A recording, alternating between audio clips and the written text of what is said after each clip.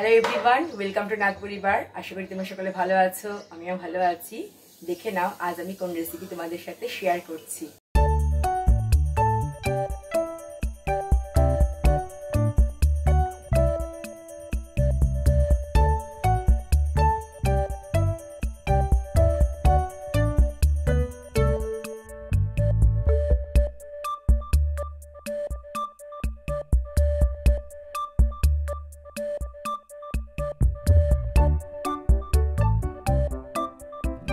আজ আমি তোমাদের সাথে শেয়ার করছি একটা ডেজার্ট রেসিপি।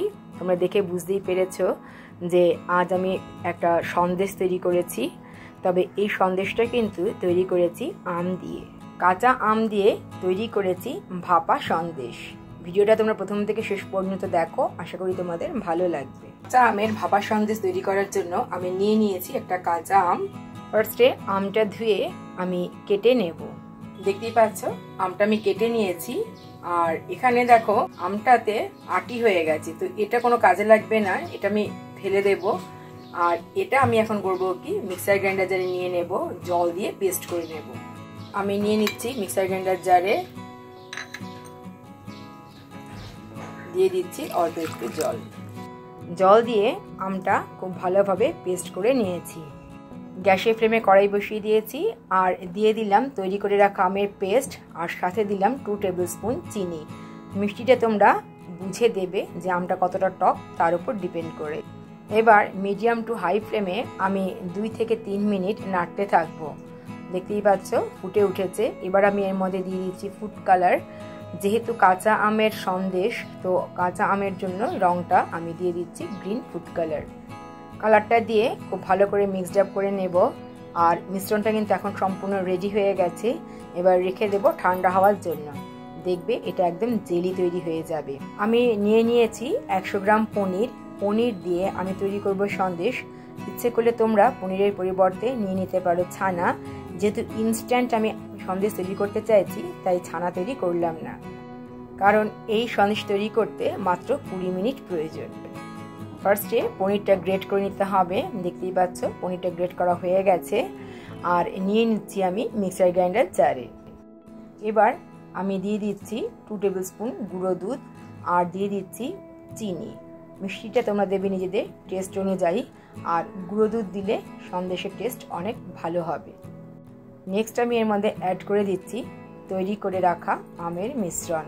এবার সব কিছু খুব ভালো করে মিক্সড আপ করে নেব। দেখতেই পাচ্ছ সবকিছু খুব ভালোভাবে মিক্সড আপ করা হয়ে গেছে। এবার দেখো আমি একটা স্টিলের টিফিন বক্স নিয়ে নিয়েছি আর তার মধ্যে দিয়ে দিলাম 2 ফোঁটা সাদা তেল। ইচ্ছে করলে তোমরা ঘিও দিতে পারো। এবার খুব ভালো করে তেলটা আমি এর মধ্যে মাখিয়ে নেব। দেখতেই পাচ্ছ তেলটা মাখানো হয়ে গেছে। দিয়ে দেবো এর মধ্যে বাটার পেপার, তাহলে সন্দেশটা তুলতে খুব সুবিধা হবে। আর বাটার পেপারের উপরেও কিন্তু একটু তেল বা ঘি দিয়ে দিলে ভালো হয়, তাহলে ডিমোল্ড করতে অসুবিধা হয় না। এরই মধ্যে পনির আর আমের মিশ্রণ দেওয়া হয়ে গেছে। আমি একটু ট্যাপ করে নেব যাতে কোনো জায়গায় কোনো রকম ফাঁক না থাকে। এবার ওপর দিয়ে আমি দিয়ে দিচ্ছি কেশর বা স্যাফরন, তাহলে দেখতে বেশ ভালো লাগবে। নেক্সট দেখো একটা কড়াইয়ের মধ্যে আমি দিয়ে দিয়েছি জল, আর উপর দিয়ে দিয়েছি একটা স্ট্যান্ড। এবার এর উপরে আমি রেখে দিলাম টিফিন বক্স। ওপর দিয়ে আমি ঢাকা দিয়ে দিলাম, আর যে ফুটোটা রয়েছে ঢাকনার মধ্যে সেটা কাগজ দিয়ে আটকে দিয়েছি, যাতে কোনো রকম বাতাস বাইরে বেরিয়ে যেতে না পারে। 20 মিনিট পরে আমি আবার তোমাদের সাথে এসে কথা বলছি। এখন আমি তোমাদেরকে দেখাচ্ছি 20 মিনিট পরে। এবার একটু চেক করে নিচ্ছি। দেখতেই পাচ্ছ একদম পরিষ্কার, তার মানে এটা তৈরি হয়ে গেছে। এবার ঠান্ডা করে আমি রেখে দেব 1 ঘন্টা ফ্রিজের মধ্যে। এরপর আমি তোমাদেরকে দেখাচ্ছি। ফ্রিজের থেকে আমি বের করে নিলাম। দেখতেই পাচ্ছ বাটার পেপার শুদ্ধ আমি ফ্রিজে রেখেছিলাম, আর বাটার পেপার দেওয়াতে ডিমোল্ড করতে কোনো রকম অসুবিধা হয়নি। এবার আমি কেটে নিচ্ছি। এবার একটা ছুরি দিয়ে আমি কেটে নিচ্ছি।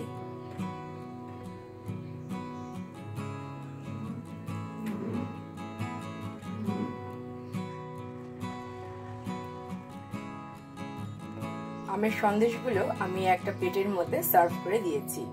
ভিডিওটা প্রথম থেকে শেষ পর্যন্ত দেখার জন্য ধন্যবাদ।